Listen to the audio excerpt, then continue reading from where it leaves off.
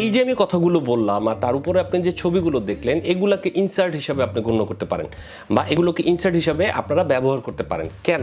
আর আপনি যখন কথাটা শুনবেন তখন আপনি এটা রিসিভ করবেন, সেটার অঙ্গভঙ্গিমাটা এরকম হতে পারে। কখন আপনি রিয়াকশনও দিতে পারেন। ধরেন আমি কোনো ভুল কথা বললাম, তখন আপনি মাথা নেড়ে রিয়াকশন দিলেন যে না।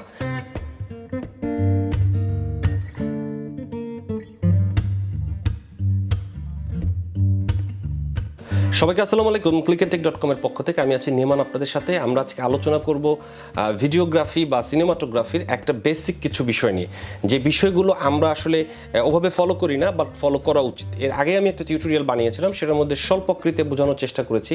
সেটা আপনারা অনেকে বুঝেছেন, অনেকে ওটার ভেতর কমেন্ট করেছেন বিষয়টার একটু বিস্তারিত, একটু বড় ভিডিও করার জন্য। তো এই ভিডিওটাতে আমি আরও ডিটেলে জিনিসটা বোঝানোর চেষ্টা করব। বিষয়টা আমি বোঝাতে পারি কিনা সেটা আপনারা আমাকে অবশ্যই জানাবেন। তো আপনারা এখনও যারা clickandtech.com কে সাবস্ক্রাইব করেন নাই তারা দয়া করে সাবস্ক্রাইব করে ফেলবেন। তো চলুন আমরা ভিডিওর ভেতরে যাই এবং বোঝার চেষ্টা করি মূলত এই ভিডিওর গ্রামারের মূল পার্টগুলোর ভেতরে একটা নির্দিষ্ট পার্ট কি হতে পারে। তো আমরা যখনই কোনো ভিডিও এডিট করতে বসি তখন বিভিন্ন ধরনের জার্ক তৈরি হয়। ধরুন আমি যে এখন বসে আপনাদের সাথে একটা টিউটোরিয়াল বানাচ্ছি, এইটার ভেতরে অনেকগুলো জার্ক তৈরি হচ্ছে। তো এই জার্কগুলো আমি ম্যানেজ করছি কিভাবে? আমি শর্টটাকে কখনো লং দিচ্ছি, কখনো ক্লোজ দিচ্ছি, কখনো লং দিচ্ছি, কখনো ক্লোজ দিচ্ছি, বা কোনো শর্টের ব্যবহার করে আমি জিনিসটারে ওভারকাম করার চেষ্টা করছি যাতে আপনার চোখে ওই জার্কগুলো ফুটে না ওঠে। তো আমাদের যে এই চেষ্টাটা বিভিন্ন ক্ষেত্রে বিভিন্ন রকমভাবে ফুটে আসে মানুষের সামনে, বিভিন্ন প্রোগ্রামে বিভিন্ন রকমভাবে। যেমন একটা নাটকে আপনি যখন একটা নাটক বানাবেন তখন সেই নাটকে আপনার ইনসার্ট হিসাবে দিতে হবে। ওখানে আপনি আসলে কাট ইন শটটা অত বেশি যায় না, দেয়া যাবে না বিষয়টা তা না, দেয়া যাবে, বাট ওই জিনিসটা অত বেশি যাবে না। নাটকের ভেতরে আপনাকে একটা ইনসার্ট দিতে হবে, মানে এই মুখে একজন কথা বলছেন, তারপর আপনাকে এই মুখে একজন মানুষের একটা শর্ট দিয়ে ওই মুখে যেতে হবে। এতে দুটো বেনিফিট হবে আপনার। এক তো হচ্ছে প্রথম যে মানুষটার কথাটা আপনি কেটেছেন, যে জার্কটা অ্যাভয়েড করার জন্য আপনি ইনসার্টটা দিলেন, সেই ইনসার্টটা দেওয়া হলো, আপনার ওই জার্কটা দেখা গেল না, এক ধরনের অ্যাডভান্টেজ। আর দ্বিতীয় ধরনের অ্যাডভান্টেজ সেটা হচ্ছে আপনার ওইটার ভেতরে একটা স্টোরি ক্রিয়েট হলো, আপনার কমিউনিকেশন অনেক বেশি বাড়লো। সেটা কীরকম? যে আমি যেমন কথা বলছি আপনি ডেফিনেটলি ওপাশে বসে আমার কথাটা শুনছেন। তো আমার কথাটা যখন আমি যখন বলবো তখন আমি আমার মতো বলতে থাকবো, যে আমি বলছি। আর আপনি যখন কথাটা শুনবেন তখন আপনি এটা রিসিভ করবেন, সেটার অঙ্গভঙ্গিমাটা এরকম হতে পারে। কখন আপনি রিয়াকশনও দিতে পারেন।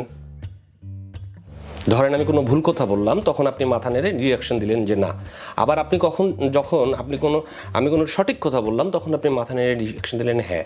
সো এই যে দুই ধরনের শট, আমরা যখনই কোনো নাটক শ্যুট করি তখন ওই মূল শটটা বা মেইন শটটার পর এই ধরনের ইনসার্টগুলো নিয়ে নিই, ওনার কথাটা যে শুনছিলেন তার কাছ থেকে সেই ইনসার্টগুলো আমরা ওখানে দিয়ে দিই। তখন ওই জিনিসটাকে কাট অ্যাওয়ে হিসেবে গণ্য করা হয়। সো এই কাট অ্যাওয়ে হচ্ছে যখন আমি একটা শটের উল্টো দিকের শটটা দিব। যেমন এখন আমার উল্টো দিকের শটটা যেটা আছে সেটা হচ্ছে একটা ক্যামেরা। তো এইটার শট আমি যদি নেই তাহলে দেখা যাবে যে আমার যেখানে বসে আমি কথা বলছি বা দাঁড়িয়ে কথা বলছি তার উল্টো দিকে যে জিনিসটা আছে সেটাই হচ্ছে কাট অ্যাওয়ে শট, ঠিক আছে? আর যদি আমি এই কাট ইন শট নামে একটা শট আছে সেই শটটা দিই, তাহলে আমার এই ফ্রেমটার ভেতরে যে কোনো একটা জিনিসের শটই হবে কাট ইন শট। ধরুন আমার এখানে এই ক্যামেরাটা আছে, এইটার যদি একটা ক্লোজ আপনি দেন, এইটা মেইন শট যদি হয়, ওইটার যদি একটা ক্লোজ দেন তাহলে ওইটা একটা কাট ইন শট হবে। আবার ধরেন আমি মনিটরের একটা ক্লোজ শট দিলেন, ওইটা একটা কাট ইন শট হবে। তো এই হচ্ছে কাট ইন শট এবং কাট অ্যাওয়ে শট। তো ধরুন আমি এখন কুয়াকাটা নিয়ে আলাপ করছি, যে আমি একসময় কুয়াকাটা গিয়েছিলাম, সেখানে আমি খুব ভালো লেগেছে আমার কাছে দেখতে কুয়াকাটা, কারণ ওখানে এখনও মানুষের অত বেশি পদধুলো পড়ে নাই, যার কারণবশত ওই জায়গাটা এখন অনেকটা ফাঁকা আছে, ওখানে ঘুরে আনন্দ পাওয়া যায়। ওই সমুদ্র পাড়ে গেলে আমি কিছু একাকিত্ব সময় পার করতে পারি, আমি ওখানে সুন্দরবনের কিছুটা ছোঁয়া পাই, ওখানে কিছু সুন্দর গাছ রয়েছে এবং সেই গাছের পাশ থেকে একটি ছোট খালের মতো আমি দেখতে পেরেছি, সেই খালের উপর দিয়ে একটি নৌকাও আমি দেখতে পেরেছি।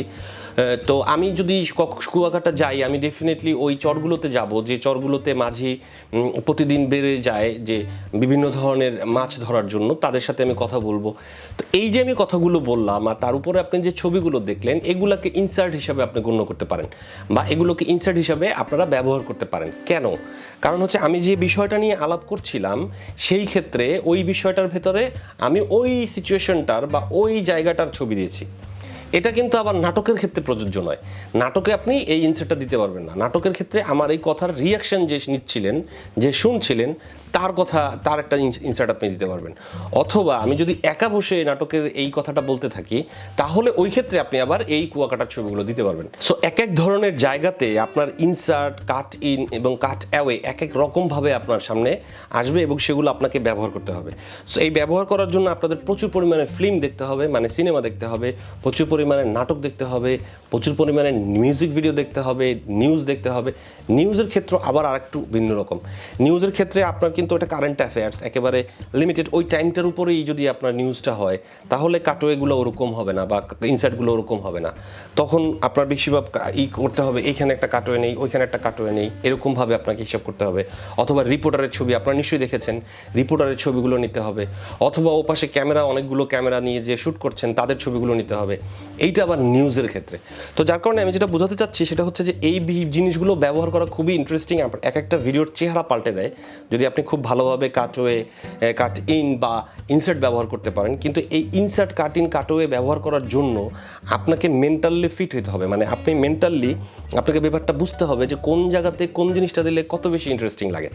সো সেই জিনিসটা বোঝার জন্য আপনাদের ভালো ভালো মেকার যারা আছে, যাদের ভালো ভালো ভিডিও রয়েছে, যারা এই গ্রামাটিক্যাল বিষয়গুলো ফলো করে ভিডিওগুলো তৈরি করেন, তাদের ভিডিওগুলো দেখতে হবে, সেই ভিডিওগুলো প্রচুরভাবে খেয়াল করতে হবে। দেখবেন যে আবার দর্শকের দৃষ্টিকোণ দিয়ে দেখবেন, বিষয়টা অনেকটা তা না। বিষয়টা হচ্ছে যে আপনি দেখবেন, আপনার দেখার স্টাইলটাই হবে এরকম যে আপনি দেখছেনই, ধরুন কি আমি একটা ভিডিও দেখছি, তো আমি ভাববো এইভাবে, লং শট দিল, তারপর ক্লোজ শট দিল, তারপর মিড শট দিল, এই শটে এইটা বুঝাইলো, ওই শটে ওইটা বুঝাইলো, ওই শটে ওইটা বুঝাইলো, এখন ব্যাক করলো, আরেকটা সিকোয়েন্সে গেল, ওই সিকোয়েন্স শুরু করলো মিড শট দিয়ে, তারপর লং শট দিয়ে এস্টাবলিশ করলো, তারপর ক্লোজ শট দিল, তারপর ব্ল্যাক আউটে চলে গেল, তারপর আর ব্যাক করলো না। সো আপনি যদি এইভাবে ব্যাপারটা বোঝার চেষ্টা করেন এবং এইভাবে যদি আপনি ভিডিওগুলো দেখেন, 5 দিন 7 দিন 10 দিন যদি আপনি এই ভিডিওগুলো দেখেন, তাহলে আপনার এই বিষয়গুলো মাথার ভেতর খুব ভালোভাবে ঢুকে যাবে এবং এই মজার জিনিসগুলো আপনারা যেখানে সেখানে শ্যুট করতে পারবেন এবং ব্যবহার করতে পারবেন। এতে অনেকগুলো বেনিফিট। তার মধ্যে একটা হচ্ছে যে এই যে আমি নন স্টপ আপনাদের সাথে কথা বলছি, আমাকে দেখতে আপনাদের ডেফিনেটলি বোরিং লাগবে একটা পর্যায়ে। কিন্তু আমি যদি এই ভিডিওর ভিতর বিভিন্ন ধরনের কাটওয়ে ব্যবহার করি, যেমন আমি করেছি, আমি বেশ কিছু কাটওয়ে এর ভিতর ব্যবহার করেছি, ইনসার্টের ভিতরে ব্যবহার করেছি। সো এগুলো যখন আমি ব্যবহার করছি তখন কিন্তু আপনার আর বোরিং লাগছে না, আপনি চোখে একটা শান্তি পাচ্ছেন, কারণ বিভিন্ন সময় ফ্রেমগুলো চেঞ্জ হচ্ছে।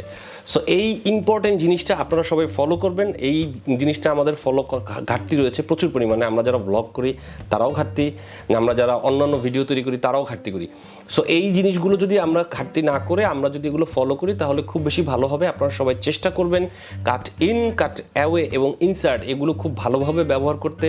এবং আমাদের এই চ্যানেলটিতে এখন মোটামুটি বেশ কয়েকটা এডিটিংয়ের থিওরিটিক্যাল ভিডিও তৈরি করা হয়ে গেছে ইতিমধ্যে। তো সেই ভিডিওগুলো আপনারা দেখবেন, ফলো করবেন। জাস্ট 5টা-7টা সিকোয়েন্স যদি এই থিওরিগুলো মাথায় রেখে আপনারা তৈরি করেন, এই থিওরিগুলো আপনার মাথায় ঢুকে যাবে এবং জীবনে আর কোনো দিন কোনো ভিডিও তৈরি করার সময় এই জাতীয় কোনো সমস্যায় পড়তে হবে না। এডিটিং হবে খুব সুন্দর এবং মানুষ এমনিতেই কমিউনিকেট করবে, আপনার অত বেশি ইফেক্ট ব্যবহার করতে হবে না। তো আপনাদের সবাইকে অসংখ্য ধন্যবাদ আমার সাথে থাকার জন্য, আমাদের clickandtech.com এর সাথে থাকার জন্য। আমাদের লাইক করবেন, শেয়ার করবেন এবং সাবস্ক্রাইবারটা 2বার করে করবেন। ধন্যবাদ।